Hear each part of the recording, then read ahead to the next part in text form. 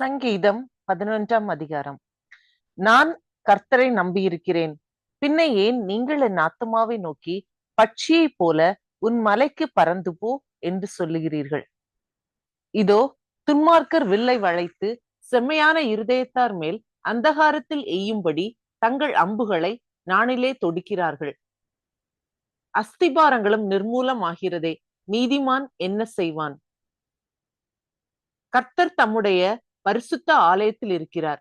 கர்த்தருடைய சிங்காசனம் பரலோகத்தில் இருக்கிறது. அவருடைய கண்கள் மனுபுத்திரரை பார்க்கிறது.